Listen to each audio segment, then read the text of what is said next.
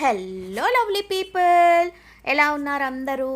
మీకు నేను ఇవాళ హోటల్ స్టైల్ దోశలు ఉంటాయి కదండి, క్రిస్పీగా కరకరలాడుతూ పల్చగా చేస్తారు కదండి వాళ్ళు. అవి ఎలా చేస్తారో నేను ఇవాళ మీకు చూపిస్తాను. మీకు కనుక నా వీడియో ఛానల్ నచ్చినట్టయితే లైక్, షేర్ అండ్ సబ్స్క్రైబ్ చేసుకోండి. మనమైతే ఇప్పుడు టకటకా వీడియోలోకి వెళ్ళి చూసారా ఎంత క్రిస్పీగా ఉన్నాయో, కరకరలాడుతూ చాలా బాగున్నాయండి. ఇవి చేయడం కూడా చాలా ఈజీ, మనకేమిది పెద్ద కష్టమైన పనేం కాదు. దీనికి మనం కొన్ని టిప్స్ పాటించాలండి. ఆ టిప్స్ అయితే నేను ఇవాళ మీకు షేర్ చేస్తాను. 3 సీక్రెట్ టిప్స్ ఉన్నాయండి ఇలా క్రిస్పీ దోశలు రావడానికి. ఆ 3 టిప్స్ నేను ఇవాళ మీకు షేర్ చేస్తాను. తప్పకుండా వీడియో మొత్తం చూడండి. సో మనం ముందుగా ఒక బౌల్లో ఒక 4 కప్పుల ఇడ్లీ బియ్యం తీసుకున్నాను. మీరు రేషన్ బియ్యం అయినా తీసుకోవచ్చు, మామూలుగా మనం వంట చేసుకునే మామూలు బియ్యం అయినా తీసుకోవచ్చు, ఏవైనా తీసుకోవచ్చు. దాంట్లోనే 1 కప్పు మినపప్పు తీసుకున్నాను అనమాట. నేను 4 కప్పుల బియ్యానికి 1 కప్పు మినపప్పు తీసుకున్నానండి. తర్వాత దీంట్లో 1 చెంచా మెంతులు వేశాను. సో ఈ మెంతులు ఏంటంటే మనకి మంచి కలర్ ఇస్తుంది, ఆరోగ్యానికి కూడా చాలా మంచిది మెంతులు. అందుకని 1 స్పూన్ మెంతులు వేశాను. 2 స్పూన్ల శనగపప్పు వేశానండి.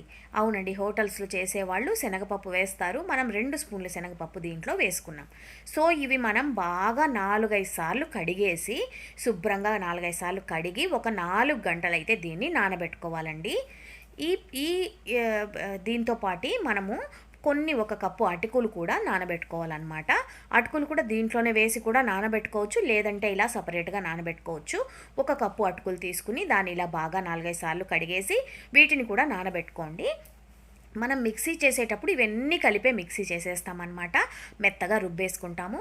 సో ఇప్పుడు మనకి 4 గంటలు అయిపోయింది, మొత్తం అన్ని పప్పులు అటుకులు అన్నీ నానిపోయాయి. సో అన్నీ కలిపి మనం ఇలా మిక్సీ చేసుకుంటాము. చాలా మెత్తగా రుబ్బుకోండి, బాగా ఫైన్ పేస్ట్గా రుబ్బుకోండి. దీన్ని మనం ఒక బౌల్లోకి తీసుకుని దీన్ని మనం ఒక 8 గంటలైతే మనం ఫెర్మెంట్ అవ్వడానికి అలా వదిలేస్తామన్నమాట.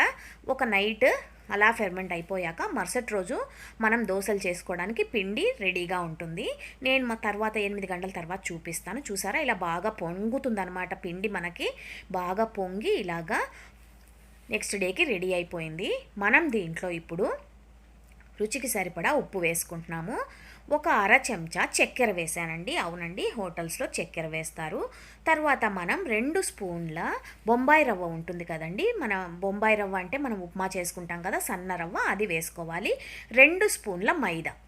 ఇదేనండి నేను చెప్పబోయే సీక్రెట్ టిప్. ఈ 2 మనం వేస్తే మనకి దోశలు కరకరలాడుతూ పల్చగా వస్తాయన్నమాట.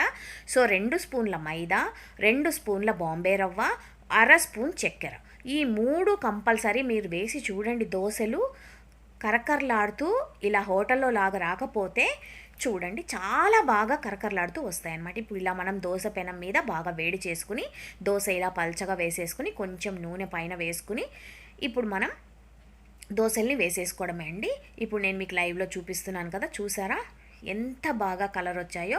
ఈ దోశలు అయితే పిల్లలు చాలా ఇష్టంగా తింటారండి, కరకరలాడుతూ ఉంటాయి కదా, టేస్ట్ కూడా చాలా బాగుంటుంది. మనం అటుకులు తర్వాత ఇవి మన మినపప్పు ఇవన్నీ బాగా కరెక్ట్గా వేసాం కాబట్టి ఇలా కరకరలాడుతూ పేపర్ లాంటి దోశలు రెడీ అయిపోతాయి. మనం మంచిగా 2 చట్నీలతోటి ఎంజాయ్ చేయడమేనండి. మీరైతే తప్పకుండా ఈ దోశలు ట్రై చేయండి. ఎలా వచ్చాయో నాకైతే వీడియోలు పెట్టండి, కమెంట్స్ పెట్టండి. ఇలా చూసారా ఎంత బాగా కరకరలాడుతూ వచ్చేసాయో. నెక్స్ట్ వీడియోలో మళ్ళీ మిమ్మల్ని కలుస్తాను. అంతవరకు ఉంటానండి, మీ విజీ.